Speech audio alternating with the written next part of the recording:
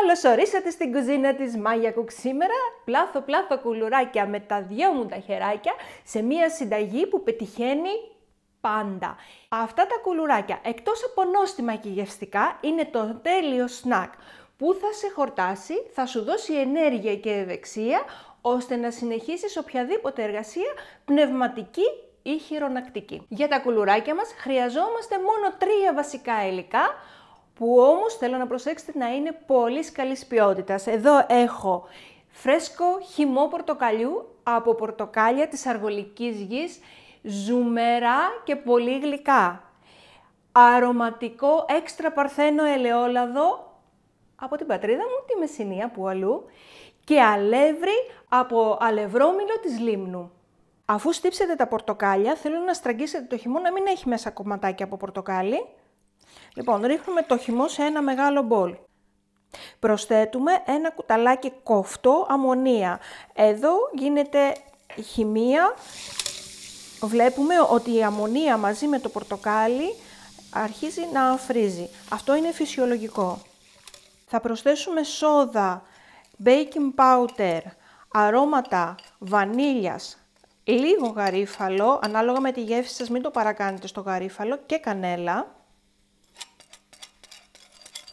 Συνεχίζει να αφρίζει γιατί τώρα έπεσε και η σόδα μέσα. Ρίχνουμε και 200 ml ελαιόλαδο.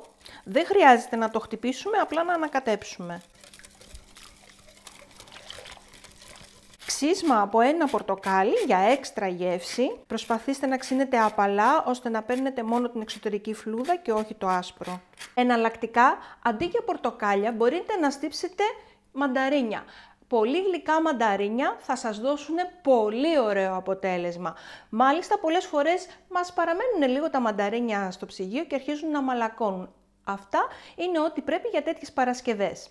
Εάν τα πορτοκάλια σας είναι μέρλιν, πάρα πολύ γλυκά, ή τα μανταρίνια, τότε δεν θα χρειαστεί να προσθέσετε καθόλου ζάχαρη. Άλλωστε, η συνταγή έχει ελάχιστη ζάχαρη. Πιστέψτε με, βγαίνει εξαιρετική. Συνήθως δεν βάζω ζάχαρη. Σήμερα θα σας το δείξω με ζάχαρη για να δείτε τη διαδικασία της συνταγής, αλλά μπορείτε να την παραλείψετε παντελώς εφόσον τα πορτοκάλια σας είναι πάρα πολύ γλυκά ή έχετε πάρα πολύ γλυκά μανταρίνια. Μάλιστα, αυτή τη συνταγή την προτείνω στη φίλη μου τη Στέλλα, η οποία είναι φίλη στο Maya Cook TV, και μάλιστα προχθές μου ζήτησε μία συνταγή για κουλουράκια με ελαιόλαδο και της υποσχέθηκα αυτήν εδώ τη συνταγή. Και μάλιστα της είπα θα είναι και χωρίς ζάχαρη. Και ήταν to the point, διότι η Στέλλιτσα αυτή την εποχή έχει ένα μικρό θεματάκι και δεν πρέπει να λαμβάνει τροφές με ζάχαρη. Οπότε Στέλλα, φτιάξτε χωρίς ζάχαρη. Η ποσότητα της ζάχαρης που προτείνω είναι 100 γραμμάρια. Εγώ συνήθως σας είπα ότι δεν βάζω καθόλου και σήμερα μάλλον θα βάλω και λιγότερη. Θα την ανακατέψω έτσι ώστε να λιώσει. Κάτι που θέλω να προσέξετε εσείς που θέλετε να αποφύγετε τη ζάχαρη είναι καμιά φορά χρησιμοποιούμε αντί για άρωμα βανίλιας, βανιλέτα.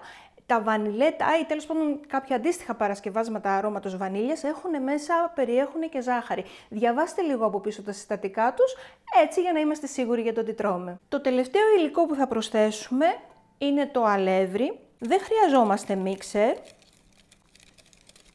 Όπως βλέπετε, χρησιμοποιώ αλεύρι ολικής άλεσης. Θέλω να σας πω ότι αυτή η συνταγή για τα κουλουράκια τη φτιάχνουμε στην οικογένειά μας τουλάχιστον τα τελευταία 80 χρόνια. Οι προηγούμενες γενιές από μένα, η μαμά μου και η γιαγιά μου την έφτιαχναν με αλεύρι άσπρο από τα σιτάρια που είχαν από το δικό τους το χωράφι. Όμως εγώ αποφάσισα να φτιάξω αυτή την υπέροχη παραδοσιακή οικογενειακή μας συνταγή με αλεύρι ολικής άλεσης, διότι η εποχή μας έχει άλλες απαιτήσεις. Χρειαζόμαστε περισσότερες φυτικές ίνες στην καθημερινή διατροφή μας και γι' αυτό λοιπόν σας συστήνω να χρησιμοποιήσετε αλεύρι ολικής άλεσης. Φυσικά μπορείτε και να κάνετε και μίξη αυτών των άλευρων, αλλά καλό είναι να το χρησιμοποιήσετε σκέτο. Σε αυτό το στάδιο θα πρέπει να ζυμώσουμε λίγο με τα χέρια μας. Βασικά δεν ζυμώνουμε, αναμειγνύουμε το αλεύρι. Το όλο μυστικό λοιπόν αυτής εδώ της συνταγής είναι τα καλά ποιοτικά υλικά. Και γι' αυτό εγώ έχω καταλήξει σε αυτό το αλεύρι, το οποίο όπως σας είπα είναι από αλευρόμηλο της Λίμνου. Η ελληνική γη έχει εξαιρετικά προϊόντα και νομίζω ότι πρέπει να τα προτιμάμε. Και ένας τόπος σαν τη Λίμνο Έχετε πάει στη Λίμνο? Η Λίμνος είναι ένα νησί με ιδιαίτερες ομορφιές, τα τοπία της έχουν αφρικανικό και ασιατικό χαρακτήρα. Βρίσκει υφιστογενή τοπία σπάνιας ομορφιάς, λιμνοθάλασσες με χιλιάδες φλαμίγκο, βυζαντινά ερείπια, ελάφια, πλούσια πανίδα και χλωρίδα και φυσικά πολύ ωραία τοπικά προϊόντα. Πολλοί από εσάς μπορεί να γνωρίζετε το υπέροχο τυρί, το καλαθάκι Λίμνου, τυρί pop. Και αν σας ξεμιάλισα και δεν έχετε πάει, τότε μπείτε στο site το limnosguide.gr και δείτε ομορφιές να ξετρελαθείτε. Όπως σας είπα, δεν ζυμώνουμε, απλώς αναδιπλώνουμε τη ζύμη ώστε να πιει όλο το αλεύρι και φυσικά παίρνουμε όσο αλεύρι έχει μείνει στα τυχώματα από το μπολ. Θέλουμε η ζύμη να είναι μαλακιά και πολύ εύπλαστη. Όταν δεν κολλάει στα χέρια μας, βλέπετε εδώ, είναι έτοιμη και δεν χρειάζεται να πιει άλλο αλεύρι. Το αλεύρι το έχω ζυγισμένο και πάντα έρχεται ok, αλλά μπορεί καμιά φορά να σας χρειαστεί έτσι λίγο παραπάνω. Αυτό ήταν. Η ζύμη για τα κουλουράκια μας είναι έτοιμη, θα την αφήσουμε εδώ λίγο να ξεκουραστεί για 15 λεπτάκια και θα αρχίσουμε το πλάσιμο. Τοποθετήστε λαδόκολλα σε ένα ρηχό ταψί φούρνου. Αρχίζουμε να πλάθουμε τα κουλουράκια εφόσον η ζύμη έχει ξεκουραστεί αρκετά για να μπορεί να παίρνει ωραίο σχήμα. Παίρνουμε στο χέρι μας ποσότητα όσο ένα καρύδι περίπου και πλάθουμε σε μία επιφάνεια έτσι απλά με τα χέρια μας. Βλέπετε έχει ξεκουραστεί και η ζύμη δεν σπάει, ανοίγει πάρα πολύ ωραία. Πλάθουμε τα κουλουράκια σε μέγεθος, πάχος δηλαδή, όσο το μικρό μας δάχτυλο. Καλό είναι να πλάσετε κουλουράκια ισομεγέθη, έτσι ώστε να έρθουν στο ψήσιμο όλα το ίδιο. Φτιάξτε διάφορα σχέδια και τοποθετήστε τα με κάποια απόσταση μεταξύ τους. Για ακόμη έξτρα γεύση μπορείτε να κάνετε το εξής κόλπο.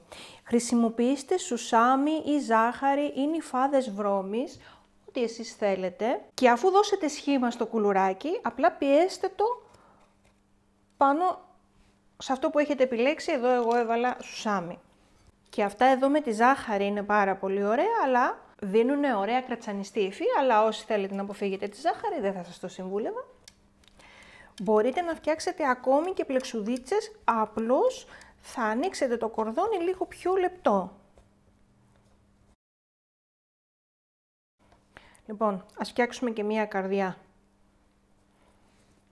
Ωραία δεν είναι αυτά με τις πλεξούδες?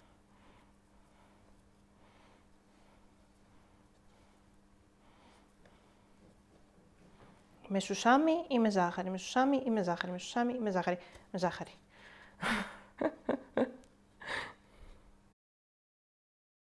Θα βάλω το πρώτο ταψί να ψήνεται στο φούρνο σε προθερμασμένο στους 180 βαθμούς Κελσίου στον αέρα, περίπου για 15 λεπτάκια μέχρι να πάρουν ωραίο ροδαλό χρώμα, αλλά ευθύς αμέσως θα αρχίσω να πλάθω στο επόμενο ταψί. Σε αυτό το ταψί θα πλάσω κουλουράκια τα οποία θα είναι πιο λεπτά. Τα πιο λεπτά κουλουράκια είναι πιο τραγανά. Τα πιο χοντρά έχουν πιο μαλακιά υφή.